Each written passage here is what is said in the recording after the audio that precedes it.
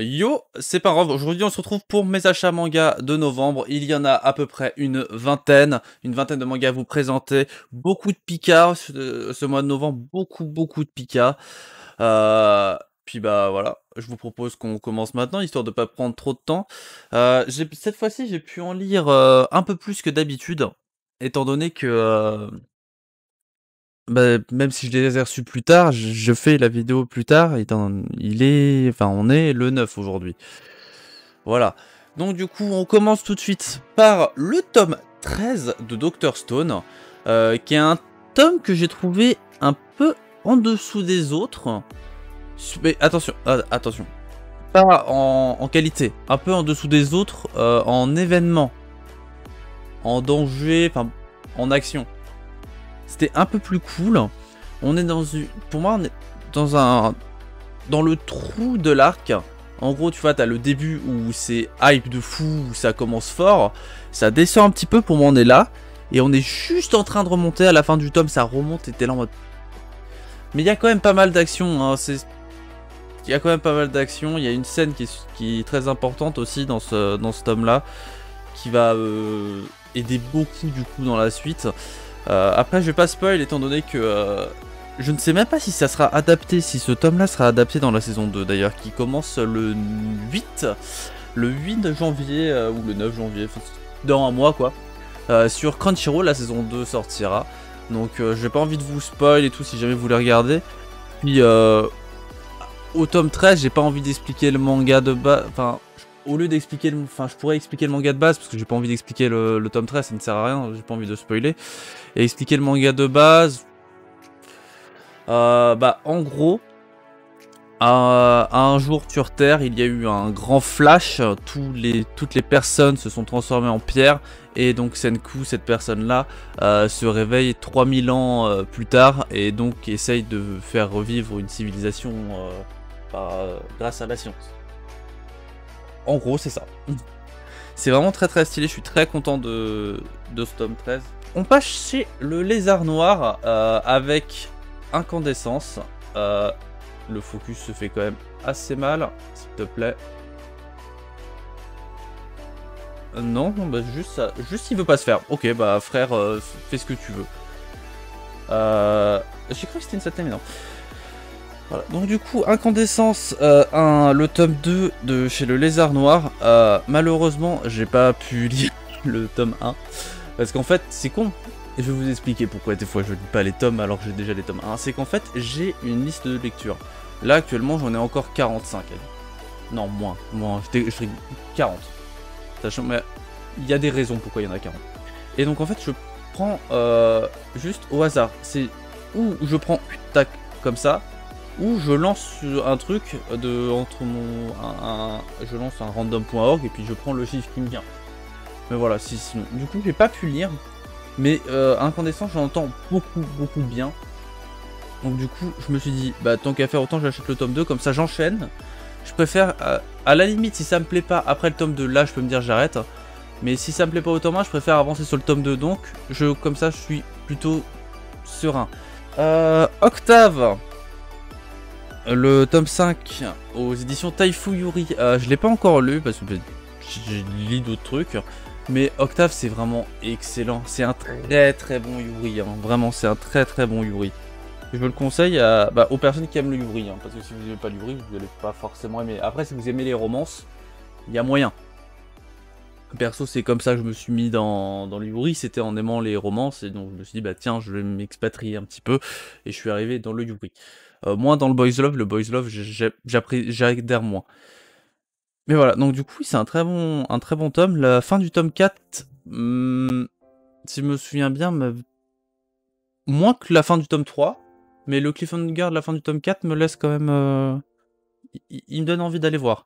On passe chez Doki Doki avec Why Nobody Remember My World. Celui-là, je l'ai lu cette nuit, et clairement, j'adore cette série, enfin ce manga. Oui, c'est une série de manga, remarque.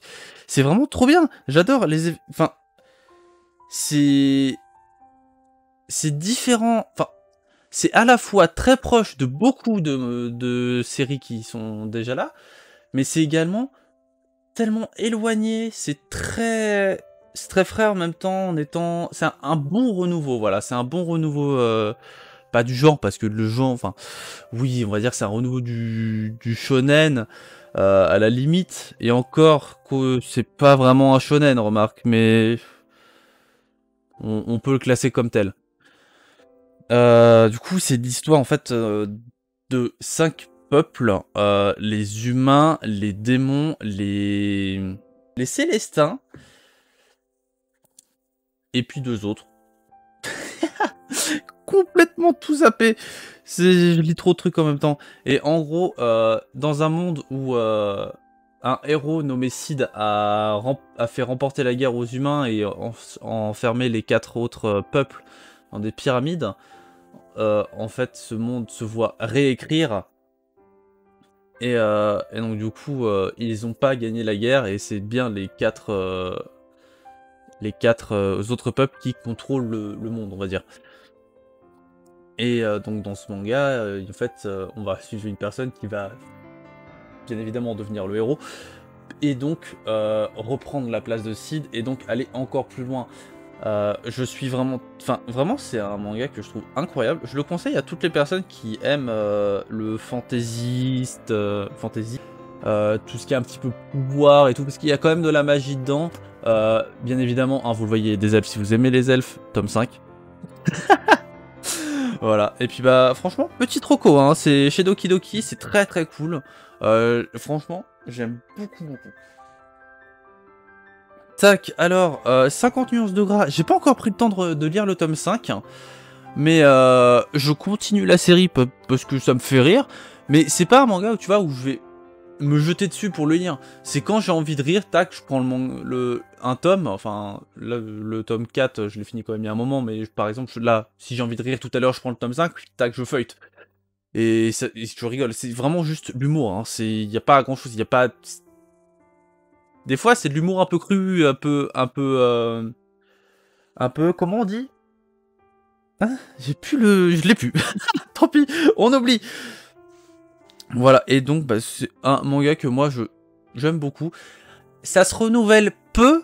Après, j'ai pas lu le tome 5 ni le tome 6, mais en tout cas jusqu'au tome 4, on sent que ça s'épuise un petit peu. J'espère que c'est pas le cas au tome 5 et au tome 6. Donc j'espère que c'est pas le cas au tome 5 et au tome 6. Mais bon, dans tous les cas, même si ça s'épuise, ça reste quand même très drôle. Alors, la petite feuilleuse de livre, donc c'est le tome 5. On est, je crois que c'est l'épisode 14-15 de l'animé. L'animé est disponible sur Crunchyroll d'ailleurs. Voilà, donc c'est toujours un très très bon isekai, où du coup c'est une petite fille Mine même plutôt, Mine, qui en fait se voit transportée dans un monde médiéval, elle qui est très fan des bouquins et tout, elle va faire tout pour en fabriquer. Là où du coup la culture de livres et tout n'est pas très très poussée, même que pour les riches, hein. Vous savez, c'est vraiment la période début des bouquins, où c'était vraiment un produit de luxe, écrit à la main, il n'y avait pas d'imprimeur ou quoi, où du coup vous pouvez faire des bouquins en plusieurs exemplaires, et où au final on arrive à des bouquins qui coûtent très peu cher maintenant. À l'époque c'était très très cher, et c'était vraiment pour le haut peuple. Donc du coup, au fur et à mesure et tout, elle va utiliser ses souvenirs de sa vie précédente pour créer du papier. Et donc du coup, et d'autres inventions d'ailleurs. D'ailleurs, je viens de penser, ça se rapproche d'un autre manga dont je vais vous présenter juste après d'ailleurs. Vraiment juste après, ça s'en rapproche. Voilà, donc du coup, si jamais vous voulez regarder l'animé est très bien. Hein. Clairement, j'ai beaucoup apprécié l'animé. Disponible sur Crunchyroll, et je crois que c'est 24 épisodes qu'il y a. 26 épisodes, pardon, 26 épisodes. La dernière fois, j'avais pas pu vous en parler parce que j'avais pas lu le tome 1. Et au final, du coup, j'ai lu le tome 1 puis le tome 2. Et clairement, j'adore Dahlia, artisane magicienne. C'est vraiment trop bien. Il y a une romance qui, moi, me plaît pas mal, même si elle va pas avancer très vite. Il y a, entre guillemets, des sciences, mais c'est des sciences fantaisiques, hein, fantaisistes. Voilà, donc du coup, c'est une personne, donc cette jeune femme, qui en fait est réincarnée dans un autre monde, un monde de fantasy. Du coup, en fait, elle va être la fille d'un artisan magicien, enfin d'un artisan magique, qui fait des objets magiques. En gros, il va créer, par exemple, ce qu'on voit dans les premières pages, c'est une lampe avec une pierre qui fait de la lumière, qui du coup projette des trucs sur les murs. On a un sèche-cheveux qui est fait avec une pierre de vent et une pierre chaude, tu vois, et tac, ça souffle, et puis voilà.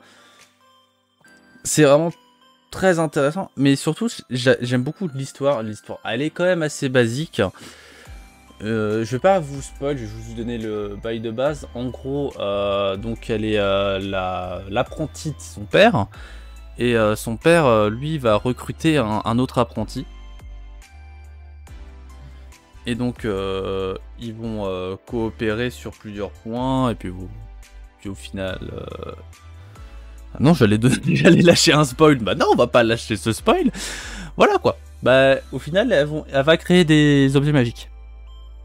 Il va y avoir des petits rebondissements quand même, très intéressants, voilà, et tout. Je recommande grandement. En plus, c'est très... Ça se lit très bien, et c'est long à lire. Par contre, faites attention, hein, c'est vraiment long à lire. Hein, c'est... Ça se lit pas comme ça, j'ai bien mis 40-45 minutes par tome. Hein, c'est... Goodbye, My Rose Garden. Donc c'est un Yuri en 3 tomes édité chez Komiku. Enfin, un Yuri, un Girls... Enfin... Ouais, c'est un shoujo high, on va dire, plutôt. Un shoujo high. Voilà, donc du coup, je l'ai pas lu. Mais j'ai adoré le tome 1. Donc c'est une histoire, une amourette entre deux femmes. Je sais même pas si on a les années, d'ailleurs. Année 1900, donc au 20e siècle. Alors, fin du 19e, début 20e. Où du coup, une amourette va se créer. C'est qu'en 3 tomes, donc c'est pour ça que généralement je conseille les mangas en 2, 3, voire 4 tomes à la limite, voire le one shot. Parce que ça, t'as pas sur la durée à acheter, tu vois. Tu te retrouves pas comme moi avec 20 tomes à acheter parce que du coup tu prends des séries qui ont 5000 tomes. Non, c'est plus agréable comme ça. Enfin bref. Alors, We Never Learn. Le tome 14, donc la suite. D'ailleurs, l'auteur a annoncé la fin de We Never Learn. Hein. Voilà. Le mangaka a terminé le storyboard du manga. Voilà, c'est vrai que du coup, donc voilà, on va finir la 5e route, entre guillemets, la 5e histoire. C'est des histoires alternatives, hein. J'aime pas trop ça, mais voilà. Donc voilà, donc We Never Learn, le tome 14, toujours édité chez Kazé Shonen. Le manga se termine bientôt au Japon. La fin vous parlera forcément, hein, parce que du coup c'est donc des histoires alternatives où Nariyuki en fait va finir avec chacune d'entre elles selon l'histoire que vous préférez. Après, je vous dis que ça va vous plaire forcément. Non, personnellement, moi ça me plaît pas. Je préfère qu'on me dise c'est avec elle. Voilà. Par exemple, Nisekoi, Zikata Shoshan Katuplet. Même si je suis pas forcément d'accord avec le choix, au moins je sais que c'est ça et ce sera ça. Là, je veux pas qu'on me dise il y a possiblement ça avec des histoires alternatives. Ou alors, il y en a une réelle et 4 autres alternatives pour plaire aux fans des persos. Mais sinon, moi je préfère avoir vraiment un truc fixe où on me dit stop, c'est ça, point barre, ça s'arrête là. Mais bon, après, c'est quand même un manga qui me plaît. J'ai pas encore pris le temps de situer le manga par rapport à l'anime. Donc du coup, je n'ai pas encore lu les mangas. Si j'ai lu les mangas, mais j'ai lu la saison 1, un manga qui se termine tome 7, je crois. Donc à voir, ça se trouve là c'est la fin de la saison 2. Hop, tac, est-ce que ça va me spoil? Ouais, donc du coup, c'est encore dans la saison 2 ça. Ouais, c'est encore dans la saison 2. Donc les 2 saisons sont disponibles sur Wakanim, n'hésitez pas à aller les voir. Franchement, c'est un très bon anime. Vous attendez pas un giga bon harem. C'est une très bonne rom-com. Mais le côté harem est pour moi pas très abouti. Mais c'est quand même très très bon. C'est très très drôle. C'est très mignon par moment. Clairement, je conseille aussi ce tome. Un jour, j'arrête de dire que je le conseille. Hein. que je conseille absolument tout le temps tous les mangas que j'achète.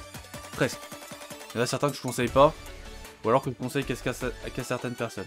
Un manga qui, moi, me plaît beaucoup, 5 minutes forward, c'est le tome 4, ça se finit en 7 tomes, donc il reste encore 3 tomes. Les 3 tomes sont déjà publiés au Japon, bien évidemment.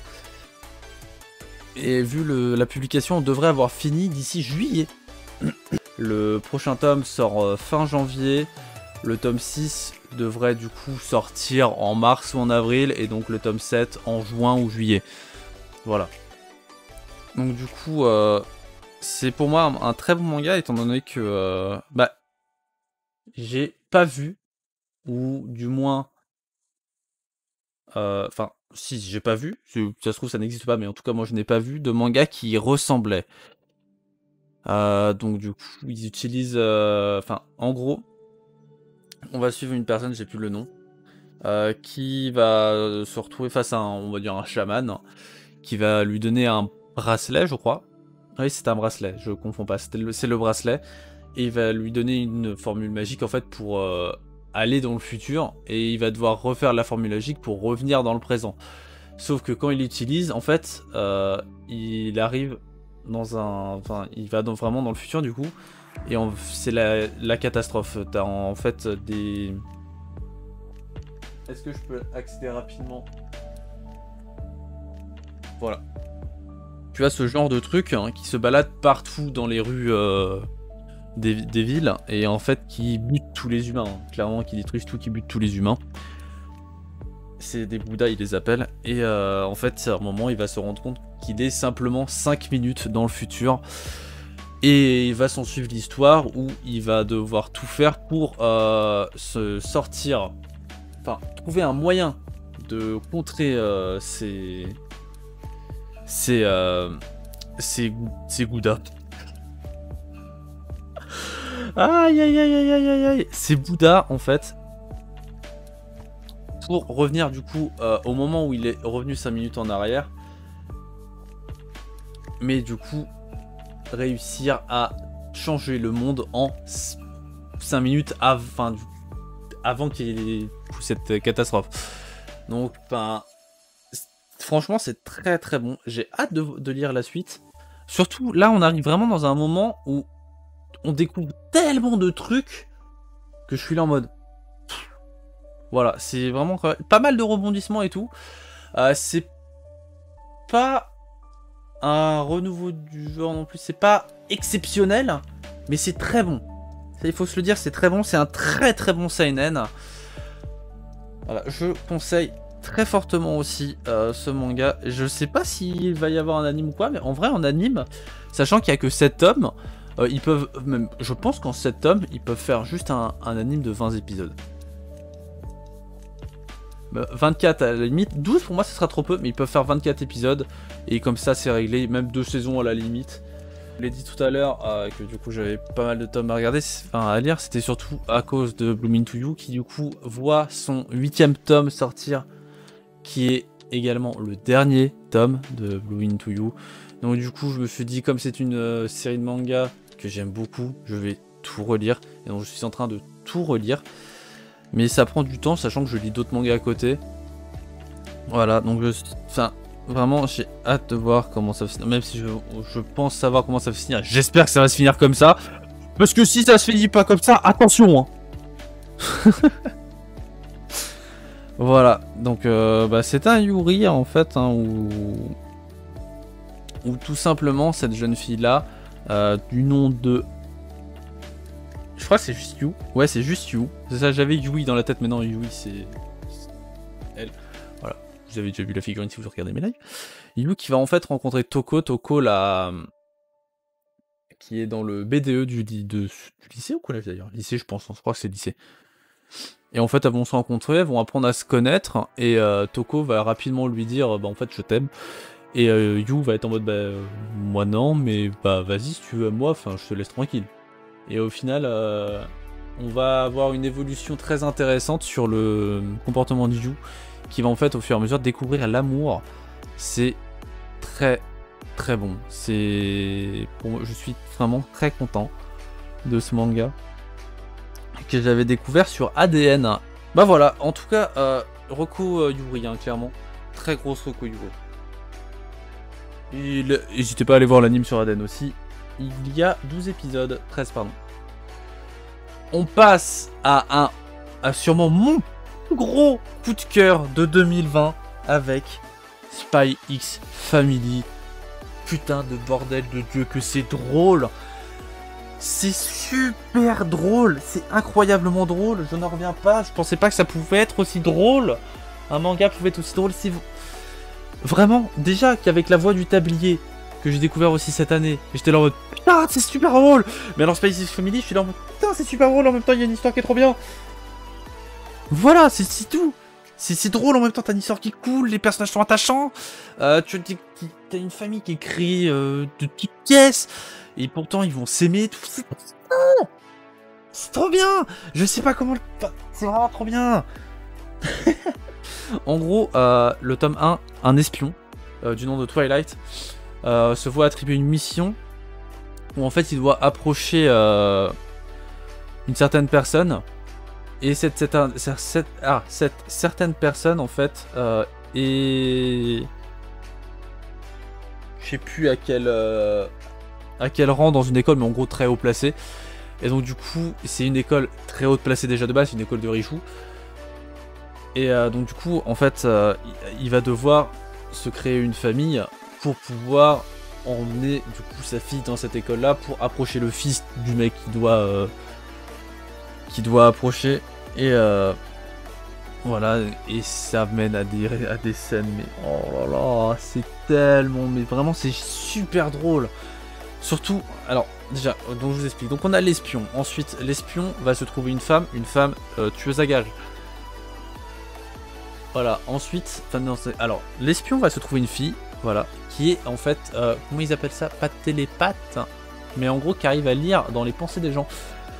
Donc ça mène à des situations, c'est con. Mais par exemple,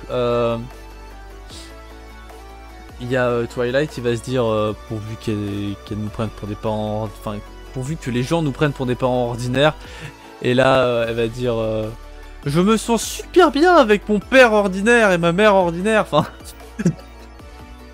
vraiment, si j'étais là,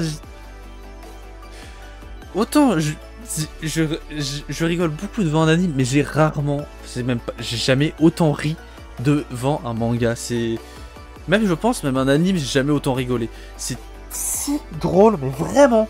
C'est en plus de ça, enfin vraiment, ce que je disais, les personnages sont attachants et tout. Je vais pas passer 50 ans dessus. Il a obtenu tellement de titres. Enfin, vraiment, il est même classé devant One Piece dans certains tops. Des tops officiels hein, de vente ou quoi. Ou de qualité, mais vraiment par des professionnels et tout. Pour vous dire à quel point c'est incroyable. Il est classé devant One Piece. Et One Piece, c'est quand même quelque chose. Hein. C'est pas rien, One Piece. Bon, pas devant Demon Slayer, mais bon, Demon Slayer, c'est une anomalie, Demon Slayer. Voilà tout. Bon, voilà. Vraiment, lisez les deux tomes, c'est incroyable. Il y a plusieurs extraits disponibles sur internet d'ailleurs. Kaijin Raijo, regardez pas par là, c'est les livraisons. La livraison était à chier. C'est... Voilà, si on... Tristesse. Ouais, du coup, Kaijin Raijo, donc c'est par l'auteur de Red Ice Sword, et donc c'est... Oui, c'est bien ça, c'est bien Akame ga Kill. Oui, c'est bien Akame ga Kill. J'ai dû relire plusieurs points. Par l'auteur d'Akame ga Kill. Alors, on va suivre l'histoire d'un mec qui va en fait se retrouver invité dans une école entièrement composée de filles. Ce mec est un putain d'obsédé et les filles en fait utilisent des objets de tueurs à gages pour obtenir leur pouvoir pour se battre contre des monstres. Enfin, en fait, c'est des monstres qui sont... Enfin, c'est des humains qui se transforment en monstres, et donc du coup, ces filles-là vont se battre contre ces monstres. Voilà tout. Et en gros, après, je vais pas vous dire le plot, mais c'est très très drôle. En plus, vraiment, je vais essayer de vous trouver une... Ouais, non, ça va vous spoil de ouf, pour vrai. Hop, on prend le tome 1. Le tome 1 qui est giga épais d'ailleurs, hein. Vous voyez le tome 1 Le tome 3. Hein. Bah, je vais vous montrer, je suis trop con. Voilà, c'est... On est là avec le tome 1. C'est Ecchi, hein, par contre. Mais en vrai, ça va, c'est pas trop abusé, mais c'est plutôt bien intégré. Ces jeunes filles-là, à un moment, en fait, leur objet est contrôlé par les prédécesseurs de l'objet, enfin, du coup, le tueur à gages. Par exemple, on a les doigts d'argent, qui est contrôlé par le premier possesseur, qui du coup était un vrai tueur à gages. Et donc, à un moment, en fait, elles vont perdre leurs moyens et se faire contrôler par lui, enfin, par l'esprit que possède l'objet. Et elles vont perdre leurs moyens, et donc du coup, ce mec-là va être là pour les remettre dans le droit chemin, et en fait, pour les remettre dans le droit chemin, bon, c'est dit crûment, mais en gros, il doit les exciter. Typiquement, voilà. Ce point-là me dérange un peu, mais en soi, je m'en fous, étant donné que le reste de l'histoire enfin, il y a des choses drôles, puis en même temps, c'est stylé, donc voilà. Après, j'avoue, c'est un peu too much, mais c'est sympa quand même. Attention, on arrive aussi à un gros coup de cœur, dont c'est... putain, comment ils appellent? Je sais plus, mais en gros, c'est l'avant-dernier tome de Blue Flag. C'est tellement bien, c'est trop mignon, c'est incroyable. Ça touche des points extrêmement sensibles qui sont ultra modernes. C'est vraiment... les points, là, on est en plein dedans depuis quelques temps. Ça touche... au thème LGBT, pas plus LG que BT d'ailleurs. Quoique le B avec aussi, on peut l'emmener. C'est en gros, enfin, ça touche à beaucoup d'orientation, beaucoup de découverte de soi. C'est... Après, c'est con, je sais, j'ai pas le talent pour décrire un manga après avoir lu 7 tomes. Donc, du coup, où j'ai lu plus de 85% de l'œuvre. C'est... à un moment, ce n'est pas possible. Je ne peux pas le décrire. Mais en gros, on va suivre Taichi, qui arrive au lycée, qui retrouve du coup son ami, je sais plus comment il s'appelle. Ou alors, peut-être c'est pas lui, Taichi. Si. Donc Taichi qui va retrouver son ami Thomas. Enfin, sa connaissance Thomas, qui va en fait redevenir son ami. Cette petite va approcher Taichi parce que du coup elle est amoureuse de Thomas. Puis s'en vient plusieurs événements qui vont être très agréables à voir et tout.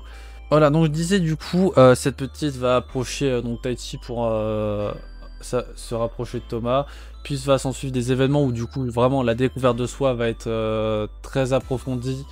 Va découvrir ça beaucoup de choses. Et ça ouvre ça ouvre le sujet sur pas mal de... Enfin, ça ouvre la conversation sur pas mal de sujets. Ouais, on va plus dire ça comme ça. C'est franchement très agréable à lire. Hein. C'est long, par contre, à lire. C'est long. Les tomes sont très longs. Il y a beaucoup de trucs à lire et tout. C'est très... Il y a beaucoup de choses à lire. Beaucoup de choses à comprendre. Même si c'est pas compliqué à comprendre, faut quand même assimiler pas mal de trucs. Après, des événements qui sont du coup révélés tome 6 et tome 7, on le remarque depuis longtemps, mais les personnages l'ont pas remarqué, mais en même temps c'est normal, nous on est omniscient. Mais c'est très bon à voir, c'est clairement un très gros conseil, un très bon slice of life. Le tome 5 de Full Metal Alchemist, voilà, donc du coup on va découvrir dans ce tome Izumi. Mais bon, une perfecte édition quoi. Mais en plus, une magnifique perfecte édition. On est avec le tome 5, donc oui, donc c'est ça. Je crois que c'est le tome où du coup... Ah non, on le découvre fin tome 4, Izumi, pardon. Donc là, non, vraiment... Là, on apprend qui est Izumi, vraiment. Et je crois qu'on voit, sans spoil, le premier homunculus. Ouais, c'est ça. On découvre le premier homunculus. Voilà. Et en gros, bah, c'est... Voilà. Lisez FMA, regardez FMA, je sais pas, mais faites un truc. On arrive à la fin avec... du coup... Putain, je vais avoir du montage à faire. Drifting Dragons, le tome 4, j'ai pas encore lu le tome 3, mais en gros, on a des drifters qui sont dans des montgolfières, c'est ces gens-là, et qui chassent les dragons, et il y a de la cuisine de dragons. Je pense que je vais m'arrêter là. So, I'm a Spider, so what? C'est pareil, enfin, un très gros coup de cœur du coup de cette année 2020. L'anime sort bientôt, il y a 7 tomes déjà au Japon, donc on est bien en retard. L'anime sort bientôt, et en fait, c'est cette jeune fille-là, dont on ne verra jamais le visage, je pense, qui se réincarne dans cette petite araignée toute mignonne, et qui va en fait, du coup, devoir se démener pour survivre dans un monde qu'elle ne connaît pas, avec des monstres qu'elle ne connaît pas, des personnes, enfin, des choses qu'elle ne connaît pas, tout en étant araignée. Il y a un système de leveling un peu comme dans un jeu vidéo et tout, avec des capacités et tout. Et en fait, elle va user de plein de stratagèmes et tout pour level up, être plus forte et tout.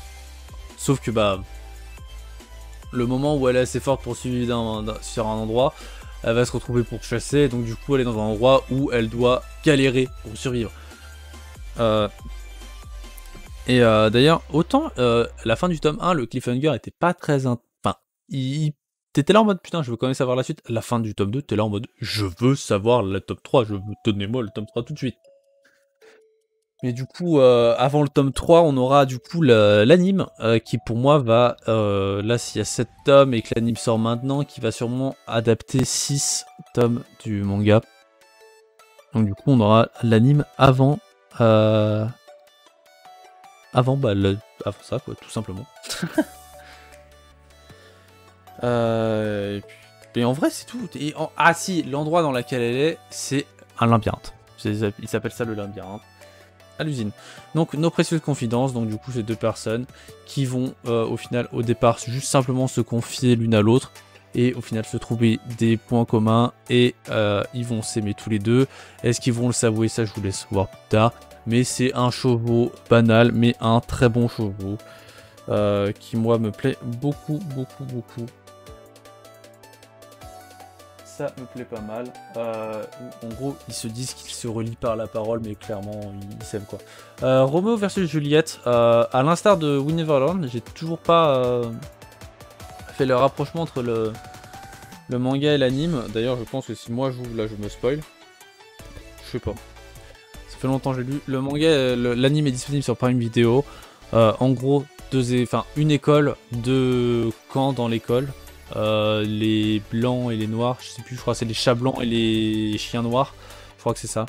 En gros, deux chefs de clan qui se bataillent, et puis à un moment ils tombent amoureux, puis voilà, ils doivent tout faire pour vivre ensemble, mais sans se faire remarquer par les autres élèves.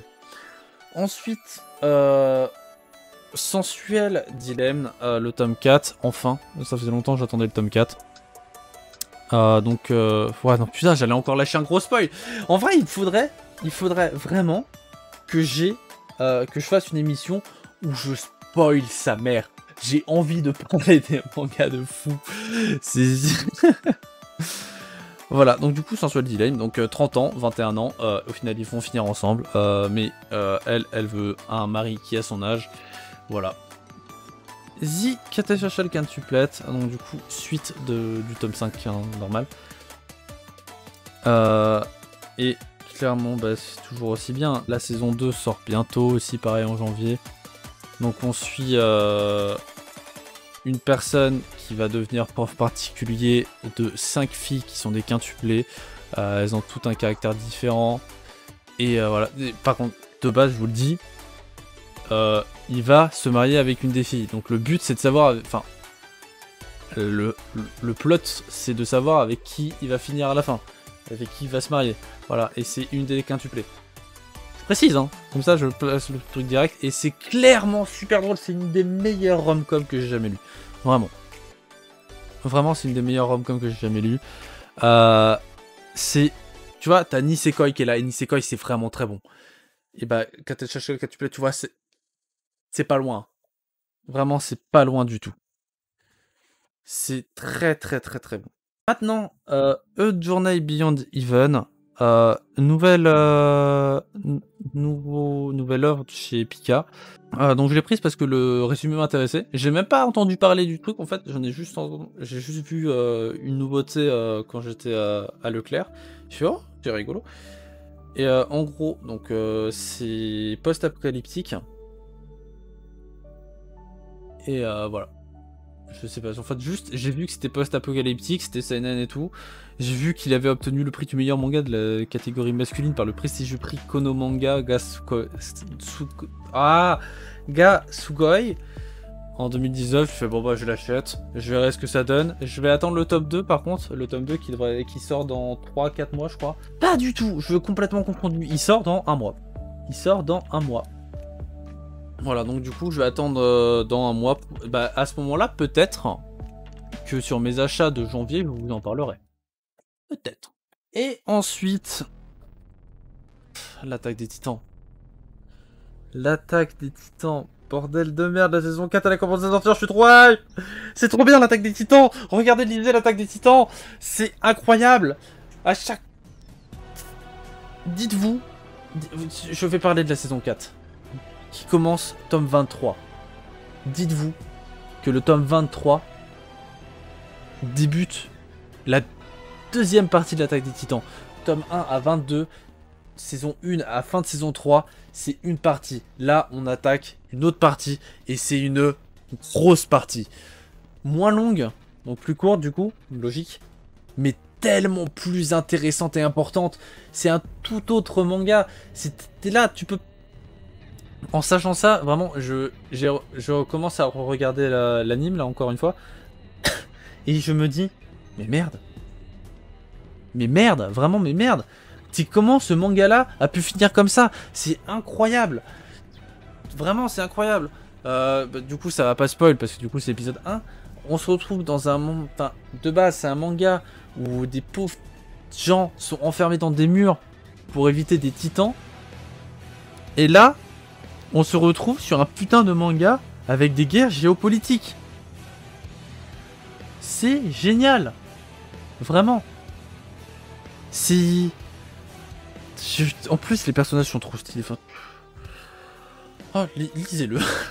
Lisez, regardez l'attaque des titans, c'est disponible sur Wakanim, il y a les 4 saisons. T'as les deux saisons sur... les deux premières saisons sur Netflix. Vraiment, regardez-le. Allez-y, allez-y, allez-y, allez-y, allez-y. Voilà, bah du coup... Oh, quand même, là j'ai... C'est pour ça, là, vous avez sûrement remarqué, j'ai accéléré et tout, mais là, je vais avoir du montage à faire, beaucoup de montage à faire. Voilà, bon bah du coup, moi j'espère que cette vidéo vous a plu. Si elle vous a plu, n'hésitez pas à lâcher un pouce bleu, ça pourrait être quand même très sympa pour moi. Et puis, n'hésitez pas à me dire aussi ce que vous voulez que je change et tout. S'il y a des trucs qui vous a pas plu, au contraire aussi, s'il y a des trucs qui vous ont plu, si la vidéo était bien et surtout, n'hésitez pas à le dire, ça fait toujours plaisir de recevoir des compliments. Puis bah, à la prochaine. Surtout, n'oubliez pas, il n'y a pas d'ours dans le pot au feu. Bon appétit. Et puis surtout, lisez des mangas, ça c'est cool les mangas.